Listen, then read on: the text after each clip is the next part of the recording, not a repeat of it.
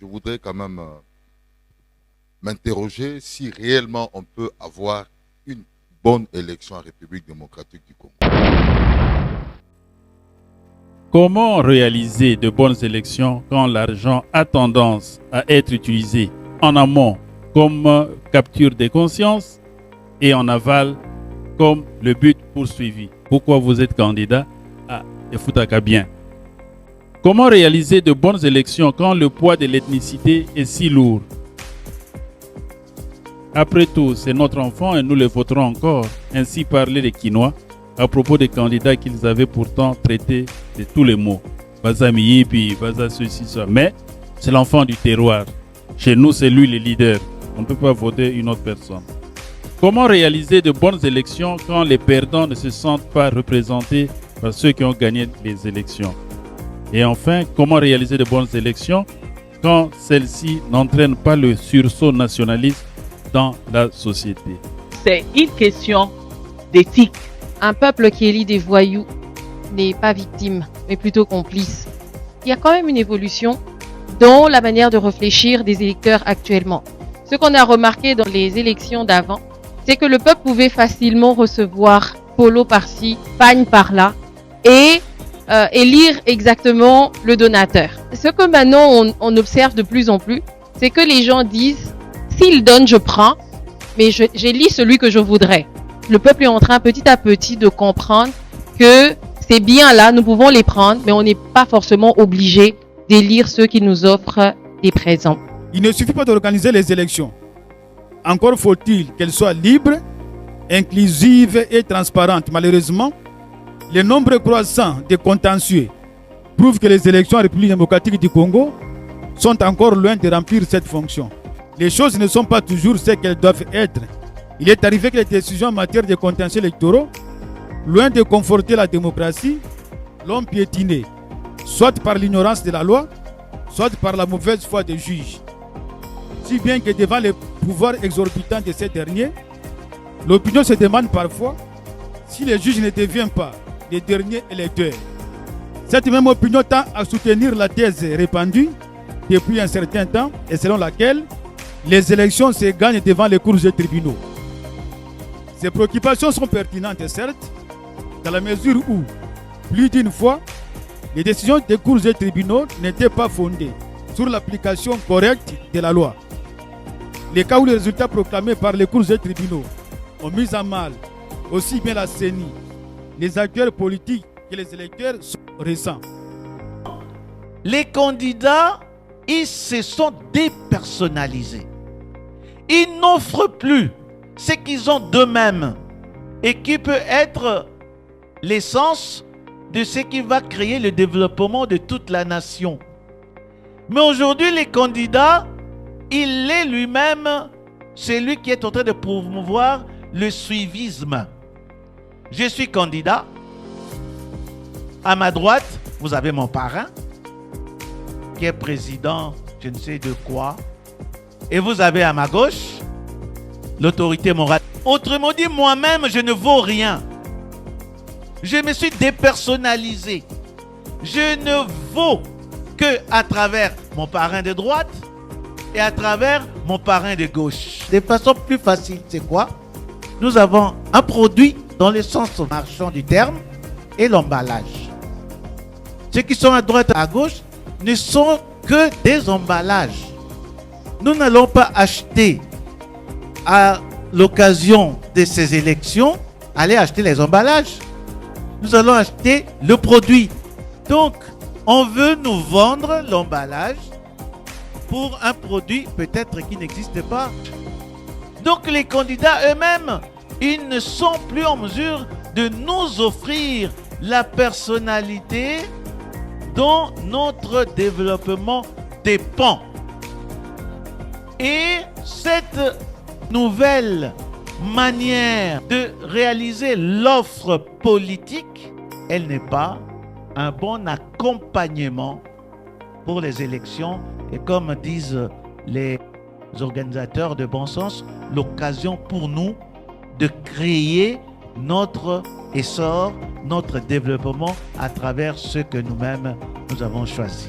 Et ici, je prends le fameux livre d'Aaron Asimoglu et James Robinson de MIT et de Harvard. Et ils ont fait un travail de plus d'une quinzaine d'années pour répondre à cette question simple, pourquoi est-ce que les nations échouent? Se sont posé la question de savoir, est-ce que c'est la culture? Est-ce que c'est un problème de météo? Est-ce que c'est la géographie? Est-ce que c'est la position du pays? Et Douglas North, qui est le grand théoricien de questions d'institutions, a dit ceci. Montrez-moi la qualité de vos institutions, je vous dirai jusqu'où vous pouvez aller sur la trajectoire du développement. La qualité des institutions devient un élément extrêmement important pour expliquer là où le pays se trouve par rapport au développement. La question que l'on peut se poser, qu'est-ce que le choix électoral a à voir avec la qualité des institutions? Plusieurs choses. D'abord, les élections obligent les dirigeants politiques à être à l'écoute des besoins et des désirs de leurs électeurs. Ou même, ils ont été à l'écoute. Maintenant, ils vont se présenter devant les électeurs pour leur dire « Moi, je suis le mieux qualifié pour répondre à vos écoutes. » Ça, c'est un. De deux, les élections confèrent une légitimité aux institutions politiques. Un mandat électoral, c'est un mandat par procuration, comme quelqu'un dirait. Et donc, s'il n'y a pas d'élection, il n'y a pas de légitimité de ces mandats-là. Et ce qui est plus grave, ça veut dire que nous ne sommes que des clients pour les produits qui sont eux-mêmes redevables. Nous allons choisir telle personne, tel candidat, mais qui est d'abord redevable à ses emballages. La redevabilité doit absolument être tournée ou orientée vers l'électeur, l'électorat. C'est le principe. Vous êtes élu pour représenter vos électeurs. Vous voulez être élu pas pour représenter votre parti politique, pas pour représenter votre famille biologique, pas pour représenter votre clan, mais pour représenter vos électeurs. Et ici, deux questions simples se posent. Envers qui un élu est-il redevable? Et je veux dire, envers qui l'élu congolais en général est-il redevable? Vous êtes redevable vis-à-vis de celui qui vous a permis d'accéder à ce pouvoir, à ce mandat électoral. Si ce sont vos électeurs, vous serez redevable vis-à-vis de l'élu. Mais si vous estimez que votre mandat électoral, vous le devez non pas à vos électeurs, mais à d'autres institutions, alors vous serez redevable envers ces autres institutions. La volonté humaine qui sous-tend votre mandat électif est hautement spirituelle. Parce que la terre a été confiée aux humains. Les humains sont les seuls qui ont la responsabilité de gérer, de dominer la terre. Et quand les humains à qui Dieu a cédé ce pouvoir, ces humains prennent le pouvoir que Dieu leur a donné, de gérer la terre, de gouverner, de diriger. Ces humains vous confient à vous, un humain, la responsabilité. Cet acte est hautement spirituel. Je commence par un texte de la Bible de Deutéronome. C'est Moïse qui parle au peuple d'Israël ici. Il dit, prenez dans vos tribus et puis je les mettrai à votre tête. En fait, Moïse est en train de dire sur l'ordre évidemment de Dieu que c'est de la responsabilité du peuple de choisir. C'est leur responsabilité de choisir. Et lui, Moïse, en utilisant l'autorité de Dieu, va confirmer en fait ses choix. Donc, c'est extrêmement important. Nous sommes en face d'un choix qui concerne nos vies. Pendant 5 ans, nous allons offrir à certaines personnes la destinée de nos vies.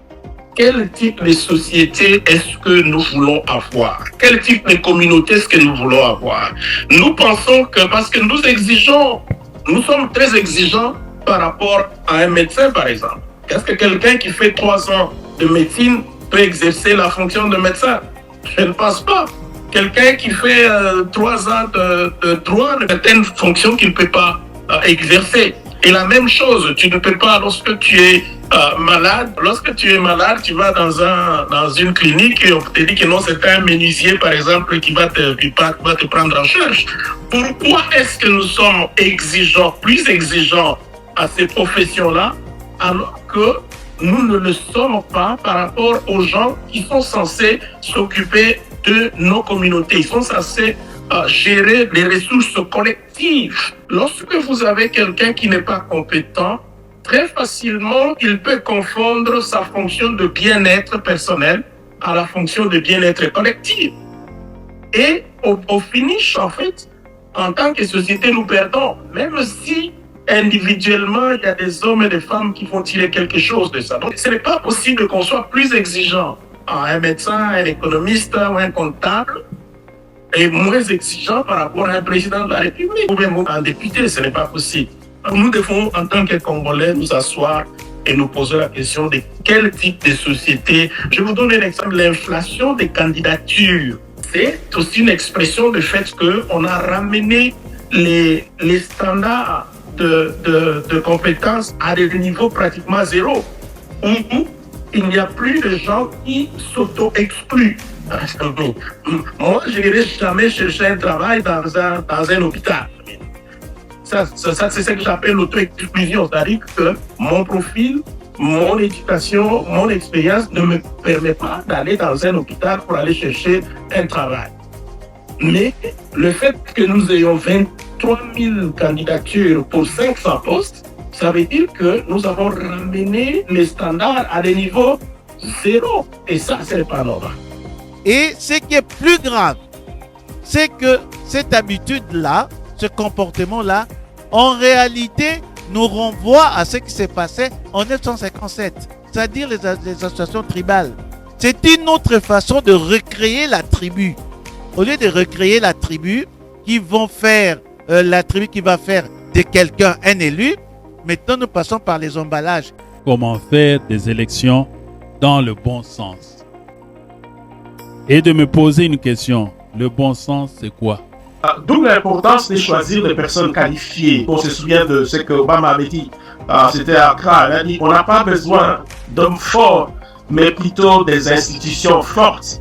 Oui, mais le problème, c'est que les institutions fortes sont façonnées par les personnes disposant d'un mandat électoral. Donc, les institutions ne tombent pas du ciel. Les institutions sont conçues, façonnées par les personnes exerçant un mandat électoral. Donc, l'élection de personnes non qualifiées va entraîner malheureusement une espèce de socialisation des incompétences individuelles. Ça veut dire que lorsque nous élisons quelqu'un, c'est pour que cette personne-là puisse gérer les problèmes de la communauté. Maintenant, si cette personne-là est incompétente, son incompétence, malheureusement, se répercute sur tous, sur chacun des nous. Comment est-ce qu'en tant qu'élu, en tant que candidat ou en tant qu'élu, je peux m'équiper pour exercer de manière objective, intègre, je veux dire, un mandat électoral? La première vertu, c'est la prudence. La prudence ici, ce n'est pas cette aptitude, comme nous avons l'habitude de le constater dans notre vie tous les jours, à ne pas prendre des risques ou à prendre des risques mesurés. Il ne s'agit pas de cela ici pour Aristote. On ne parle pas des risques mesurés à prendre. La prudence, selon Aristote, c'est une sagesse pratique que vous emmagasinez avec l'expérience de la vie, qui vous accorde la possibilité de prendre les bonnes décisions et d'avoir des jugements éclairés dans les affaires pratiques. C'est cela, la prudence pour Aristote. C'est d'avoir une sagesse qui vous rend également équilibré et considéré dans vos prises de décision et dans vos jugements. Vous n'analysez pas seulement les choses à court terme, mais vous voyez le moyen et le long terme. Vous devenez en quelque sorte un visionnaire. Et pour l'exercice des mandats électoraux, et surtout dans un contexte comme celui de la RDC, quand je parlais du contexte, je n'ai même pas abordé les aspects liés à la géopolitique de notre nation, où vous avez pas seulement des réalités internes, mais aussi des pressions externes. Il est important d'avoir cette sagesse pratique en tant que candidat ou en tant que futur élu. La deuxième des qualités cardinales ou des vertus cardinales, c'est la justice. La justice, là où par exemple la prudence fait allusion à votre jugement, La justice fait allusion principalement à votre désir de faire les choses convenablement. Votre capacité à agir convenablement. C'est cela la justice selon Aristote. C'est cette équité et ce respect des principes moraux.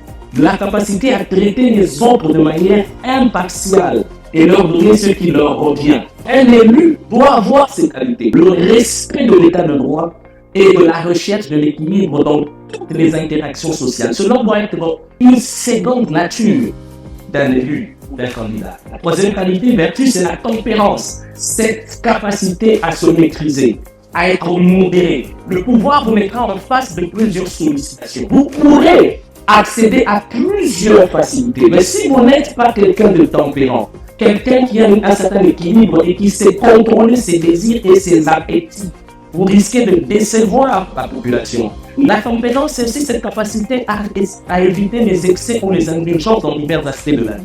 La quatrième qualité, c'est le courage. Et vous avez ici cette citation, le courage, c'est la principale qualité du chef. Donc vous aurez besoin de la bravoure et de la force de caractère pour faire face à certaines réalités pendant votre mandat électoral. Il vous faudra agir, parfois aller au-delà de la peur, au-delà de l'adversité. Lorsqu'il s'agira de défendre ce qui est juste, ce qui est équitable, de dire non devant des sollicitations, même quand cela vient de votre parti politique ou de votre autorité morale, avec le risque de se faire emprisonner, avec le risque de perdre son siège, avec le risque de perdre certains intérêts. Devez faire preuve de courage. Est-ce que vous êtes prêt à faire preuve de courage sous la pression? C'est ça la question que vous devez poser à vos candidats. C'est ça la question que vous devez vous poser en tant que candidat, parce que cela fait partie de la complexité d'un mandat électoral. Lorsque les personnes non qualifiées occupent une position d'autorité, la confiance du public dans l'institution peut rapidement s'éroder. Ça peut même saper la légitimité de l'institution que cette personne-là représente.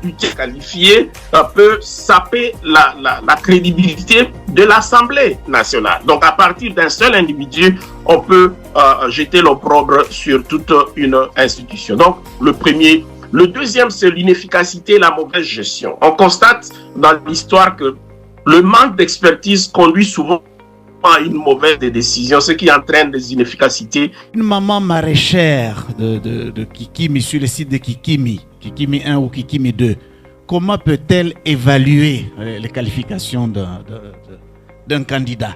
Parce que les critères tels que vous les avez mis en place là me semblent assez rigoureux, peut-être pour quelqu'un d'intellectuel, pour quelqu'un qui, n'est-ce pas, qui a une certaine culture, mais une pauvre maman, maman malewa, comment elle peut faire cette évaluation? J'ai donné l'exemple de l'ours qui fait sa campagne et il dit que non, désormais si vous m'élisez, je vais devenir herbivore. Bon, ça c'est un exemple, enfin les gens peuvent rire, mais c'est ce que ça veut dire. Donc il y en a qui vont faire des promesses dont on sait qu'ils ne seront jamais donc effectivement, même la maman Malewa, elle connaît ses besoins, c'est question de lui donner la possibilité de s'exprimer. Le but des élections dans un État n'est plus à démontrer. Un enjeu d'État demeure encore l'issue des contentieux électoraux et qui dit nécessairement la preuve. En cette matière, quand bien même il est admis que la preuve est libre, c'est-à-dire que le candidat malheureux est autorisé à produire tout moyen de preuve pour espérer gagner le procès, il demeure néanmoins un principe selon lequel la charge de la preuve incombe à celui qui conteste la décision de la CENI et que les cours des tribunaux en définitive exercent un pouvoir souverain d'appréciation de tous les moyens de preuve. Et à la question, à quoi auraient dû servir les élections? On pourrait répondre qu'elles devaient servir à sélectionner des cadres qui soient conscients et responsables du progrès national, qui enrichissent la nation en bras et cerveaux compétents et qualifiés, qui font la promotion de l'ordre rationnel en RDC et qui soient une exhortation au surcroît de foi en nous, en tant qu'êtres humains à part entière, capables de progrès, d'effort, de création de sursaut d'esprit, de responsabilité et de solidarité fraternelle. Il me semble que ce qui arrive est le fait que nous avons négligé de mener une lutte contre l'ignorance et pour l'éducation électorale aux électeurs ainsi mis devant leurs responsabilités. Concrètement, pour avoir de bonnes élections, il faudrait une campagne permanente sur le thème « Comment voter ?». Le but étant de faire évoluer les électeurs. Il s'agit d'une démarche éducative, commentant les préparatifs et le déroulement des élections en perspective.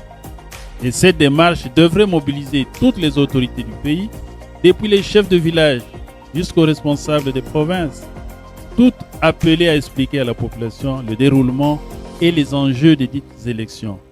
Il faut passer d'un débat sur les individus, contre les individus, à d'autres débats sur les événements, sur les idées et sur les idéaux.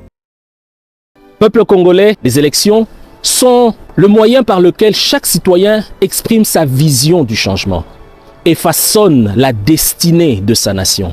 C'est un moment important et particulièrement pour nous en ce moment-ci. Qui dit élire, dit choisir. Il faut voter. Nous le savons que les élections ne sont cependant pas la solution, je vais dire, suprême pour le problème du pays. Mais il faut que le peuple aille voter. Parce que les élections, c'est le reflet de la voix collective, la pierre angulaire de la citoyenneté, qui donne vie à la gouvernance par le peuple, pour le peuple. Qu'il n'est pas possible que tout le monde puisse être dans la gestion de la chose publique au quotidien. Il faut du patriotisme pour que nous envoyions les meilleurs d'entre nous pour diriger ce pays, pour nous donner des solutions adéquates aux problèmes qui sont les nôtres. Les autres les font. Pourquoi chez nous, nous devons envoyer les médiocres? Il faudrait que nous puissions chercher les meilleurs d'entre nous dans tous les secteurs et les envoyer. Ce pays sera sauvé. C'est aussi une question de patriotisme. Si nous choisissons bien, le peuple sera dans la joie. Le peuple congolais a beaucoup d'aspirations. Par exemple, la paix dans l'Est, une paix durable dans l'Est. Après près de 63 ans d'indépendance, il est plus que temps pour chaque Congolais de s'impliquer pour la réussite de ces prochaines élections afin qu'elles soient véritablement inclusives, démocratiques et transparentes. Il est temps pour nous Congolais de nous approprier ce processus pour qu'il donne la possibilité à des véritables élus de présider à la destinée de notre nation. Chacun de nous qui va aux urnes a une responsabilité de choisir des hommes et des femmes capables de procurer à notre peuple, à notre nation, un bien-être, un avenir meilleur. Parce que pendant 5 ans, nous devons nous taire pour laisser parler ceux que nous aurons choisis. Vous savez, il nous faut certainement arriver à un moment donné où ce n'est plus tel ou tel qui remporte les élections. Au moment où c'est la République démocratique du Congo qui gagne par les élections. Si nous faisons usage de notre bon sens, c'est-à-dire de notre sagesse, nous pouvons mettre en place des dirigeants qui vont répondre à ces aspirations. Comme disait le président Abraham Lincoln, un homme d'État est celui qui veut gagner pour les générations futures. Un politicien, c'est celui qui veut gagner aux prochaines élections. Nous avons besoin des hommes d'État, des gens qui gagnent pour les générations futures. C'est ce que le Congo est en train de rechercher pour définitivement sortir de schémas qui jusqu'à présent ont été des schémas stériles. C'est donc une responsabilité pour tous et pour chacun de savoir que nous devons avoir le bon sens lorsque nous allons aux urnes. Pour quel Congo voulons-nous aller aux élections? Le Congo des injustices ou de la justice? Le Congo de la paix ou de la guerre? Au-delà des hommes, il faudrait que nous puissions aller pour choisir le Congo de demain, le Congo que nous voulons. Allons-y pour choisir un programme.